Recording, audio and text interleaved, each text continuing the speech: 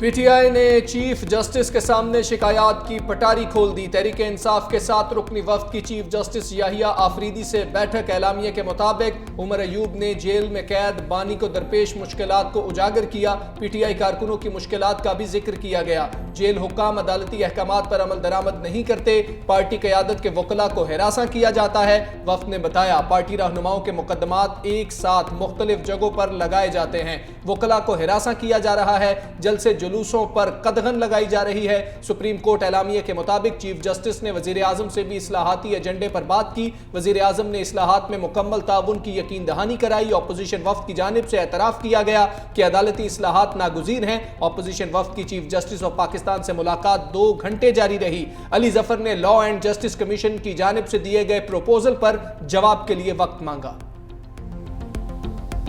Chief justice P T I وفد ملاقات میں بانی کے خلاف مقدمات کی سیریز کا تذکرہ، رہنما، لاپتہ کارکنان اور 9 مئی 26 نومبر کے واقعات پر کھل کر بول پڑے۔ بانی کے خطوط 26ویں آئینی پر موقف سے آگاہ کیا۔ پریس کانفرنس میں عمر ایوب نے کہا کہ بانی تحریک انصاف کے کیسز پر بات ہوئی۔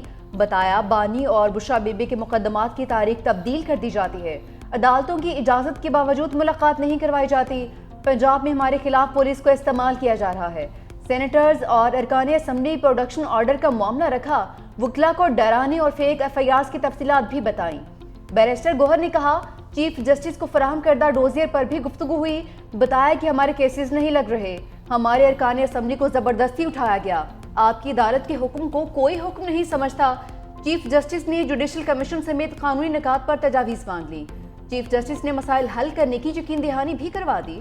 سلمان اکرم راجہ نے کہا انہوں نے چیف جسٹس کو بتایا کہ ملک میں انسانی حقوق عملاً ختم ہو چکے ہیں، اس وقت پورے نظام عدل کو مذاق بنا دیا گیا ہے، نظام عدل کو ایک آلہ کار کے طور پر استعمال کیا جا رہا ہے، اگر نوٹس نہ لیا گیا تو عوام احتجاج پر مجبور ہوں گے۔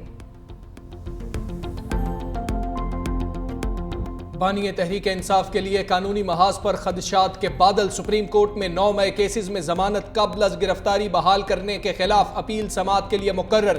جسمانی ریمانڈ کل عدم قرار دینے کے خلاف اپیلوں پر بھی سماعت ہوگی۔ چیف جسٹس یحییٰ آفریدی کی سربراہی میں 3 رکنی بینچ 27 فروری کو سماعت کرے گا۔ جسٹس شفیع صدیقی اور جسٹس میاں گل حسن اورنگزیب بینچ میں شامل۔ ضمانت منسوخی کے لیے پنجاب حکومت نے عدالت سے رجوع کر رکھا تھا۔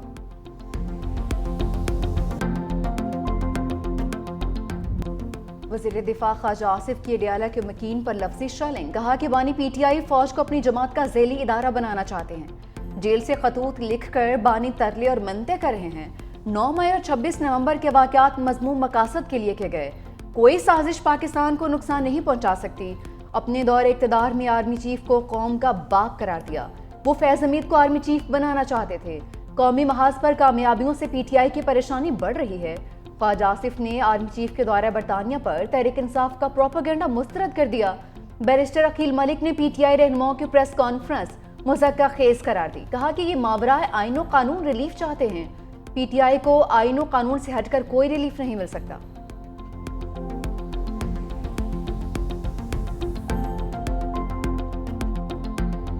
Army chief general Asim Munir کا دورہ برطانیہ۔ برطانوی chief of general staff general Roland Walker کی دعوت پر فیلڈ وزٹ، وار منسٹر اور لاک ہل گیریزنز کا دورہ۔ آئی ایس پی آر کے مطابق آرمی چیف کو برطانوی فوج کے ماڈرنائزیشن پلان اور ڈیپ ریکی اسٹرائک بریگیڈ کے حوالے سے بریفنگ، مصنوعی ذہانت اور بغیر عملے کے کام کرنے والے سسٹمز جیسی جدید ٹیکنالوجیز کا مظاہرہ بھی کیا گیا۔ آرمی چیف نے بغیر پائلٹ سسٹم سمیت جدید ٹیکنالوجیز کا مشاہدہ کیا۔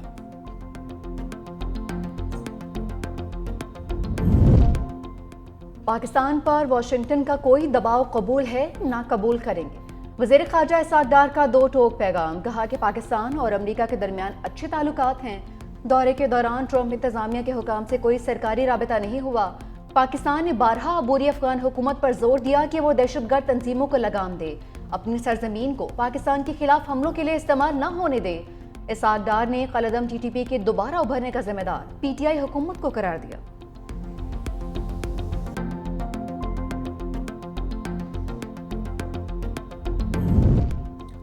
پاکستان اب ایک اور مارشل لاء کا متحمل نہیں ہو سکتا۔ بلاول بھٹو کا دو ٹوک پیغام۔ آکسفورڈ یونیورسٹی میں لیکچر دیتے ہوئے کہا کہ والدہ نے بدلہ لینا نہیں سکھایا، اسی لیے کہتا ہوں جمہوریت بہترین انتقام ہے۔ خواتین پر پابندیوں کے باوجود بے نظیر بھٹو ملک کی وزیر اعظم بنی۔ آج پنجاب کی وزیر اعلیٰ بھی ایک خاتون ہے۔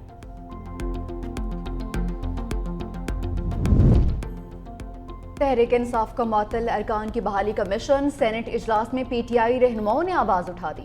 اجلاس میں پی ٹی آئی کے صرف 3 ارکان کی حاضری۔ شبلی فراز کا deputy chairman senate Saidal Khan کی ناروا سلوک پر معافی کا مطالبہ۔ کہا کہ تمام صوبوں کے سینیٹرز موجود مگر کے پی کو حق نہیں مل رہا۔ سینیٹر سیف اللہ ابڑو بولے کہ 3 ارکان کو معطل کرنے کا واقعہ نہیں بھولیں گے۔ نیا ڈپٹی چیئرمین سینٹ کیا بادشاہ سلامت ہے؟ اپوزیشن ارکان کا سینٹ کی کارروائی کا بائیکاٹ۔ وزیر قانون اعظم رضی تارڑ کو منانے کی کوشش ناکام۔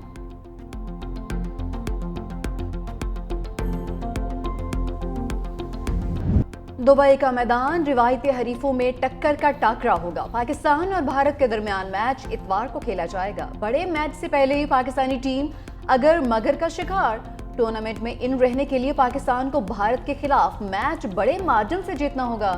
گروپ اے میں پوائنٹس ٹیبل پر پاکستان منفی نیٹ رن ریٹ کے ساتھ سب سے نیچے۔ گروپ میں نیٹ رن ریٹ کے لحاظ سے نیوزی لینڈ پہلی اور بھارت دوسری پوزیشن پر، جبکہ بنگلہ دیش تیسرے نمبر پر موجود۔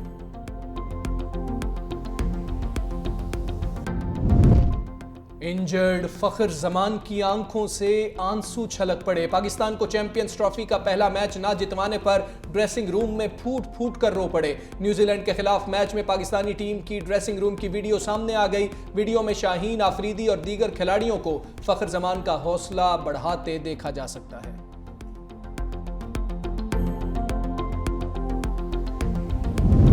وزیر اعظم شہباز شریف نے مقدمات تفویض و انتظامی نظام کا اجرا کر دیا۔ کہا نیا نظام شفافیت اور بروقت انصاف فراہمی میں اہم کردار ادا کرے گا۔ بدقسمتی سے ماضی میں ٹریک اینڈ ٹریس سسٹم کا استعمال درست انداز میں نہیں کیا گیا۔ وزیر اعظم سے پاکستان ریٹیل بزنس کونسل کے چیئرمین زید بشیر کی قیادت میں وفد کی بھی ملاقات۔ شہباز شریف کی ریٹیلرز کے مسائل حل کرنے کے لیے کمیٹی تشکیل دینے کی ہدایت۔ کہا ٹیکس نیٹ میں موجود ریٹیلرز پر مزید بوجھ نہیں ڈالا جائے گا۔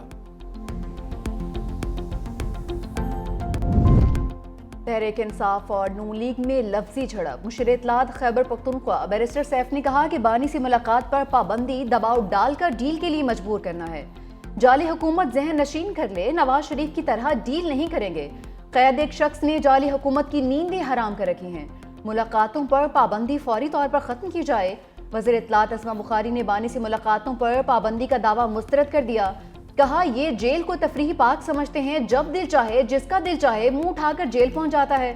خط لکھنے سے ڈیل ملی ہے نہ ملے گی۔ تحریک فساد کے پاس کوئی کارڈ نہیں بچتا تو مظلومیت کارڈ کھیلنا شروع کر دیتی ہے۔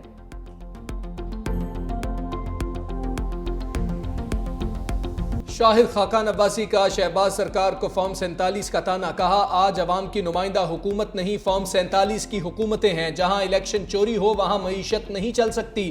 حکومت مکمل ناکام ہے، آئین توڑ کر ملک نہیں چلتے۔ ہماری پارلیمنٹ رات کے اندھیرے میں قانون بناتی ہے، ملکی فیصلے وہ کر رہے ہیں جو نمائندے نہیں۔ شاہد خاقان عباسی نے عوام پاکستان پارٹی کا راولپنڈی میں دفتر کا افتتاح کر دیا۔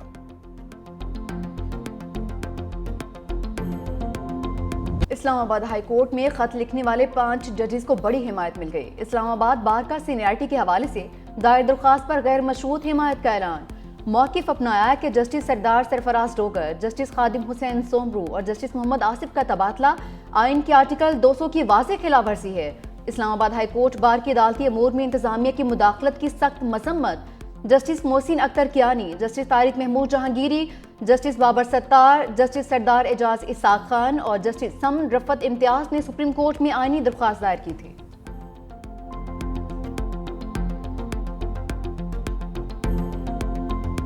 امن دشمنوں کے خلاف آپریشن کلین اپ کرک میں کارروائی، 6 خارجی ہلاک۔ آئی ایس پی آر کے مطابق خوارج کے ٹھکانوں کا مؤثر گھیراؤ کیا گیا۔ خوارج کے خاتمے کے لیے کلیئرنس آپریشن صدر مملکت اور وزیر اعظم کا کامیاب آپریشن پر سیکیورٹی فورسز کو خراج تحسین۔ کہا انسانیت کے دشمنوں کے مذموم عزائم کو اسی طرح خاک میں ملاتے رہیں گے۔ دہشت گردی کے مکمل سدباب کے لیے مکمل طور پر سرگرم عمل ہیں۔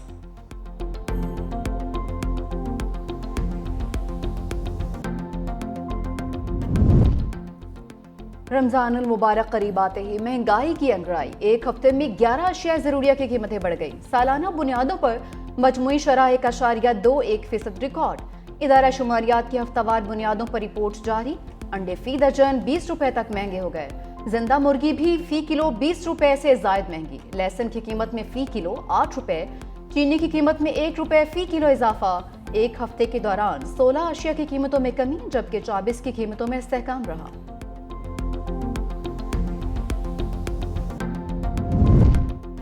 2 میں ضمانت، تیسرے مقدمے میں گرفتاری۔ مہاجر قومی موومنٹ کے چیئرمین آفاق احمد کو ضمانت مل گئی۔ کراچی کی انسداد دہشت گردی عدالت کا 2 مقدمات میں 1 لاکھ روپے کے مچلکے جمع کرانے کا حکم۔ آفاق احمد کی سرجانی ٹاؤن تھانے میں درج ایک اور مقدمے میں گرفتاری ڈال دی گئی۔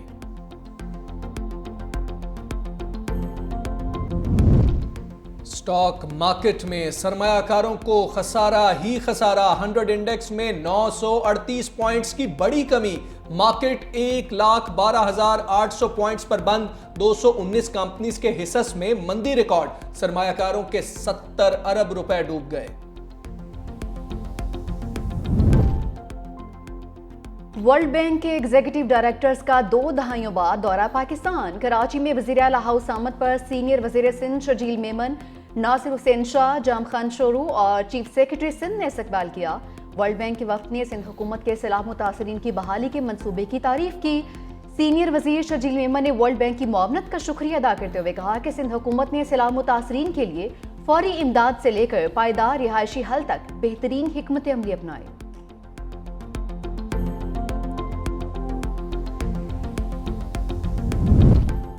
ہونہار طلباء کے لیے سندھ حکومت کا بڑا پیکج۔ باصلاحیت اسٹوڈنٹس کو آکسفورڈ یونیورسٹی کی اسکالرشپ دی جائے گی۔ ترجمان سندھ حکومت کے مطابق مستحق اور ذہین طلباء بے نظیر بھٹو شہید اور ذوالفقار علی بھٹو اسکالرشپ پر آکسفورڈ سے ماسٹرز ڈگری حاصل کر سکیں گے۔ ہر سال 6 طلباء کو سائنس، انجینئرنگ، ٹیکنالوجی اور ریاضی کے شعبوں میں وظائف دیے جائیں گے۔ روسی صدر اور سعودی ولی عہد کا ٹیلی فونک رابطہ۔ ولادیمیر پیوٹن نے میزبانی کرنے پر سعودی ولی عہد محمد بن سلمان کا شکریہ ادا کیا۔ روسی صدر پیوٹن نے کہا یوکرین سے جنگ بندی کے لیے پرعزم ہیں۔ دونوں رہنماؤں کا تجارت، سرمایہ کاری اور توانائی میں تعاون کو فروغ دینے پر اتفاق۔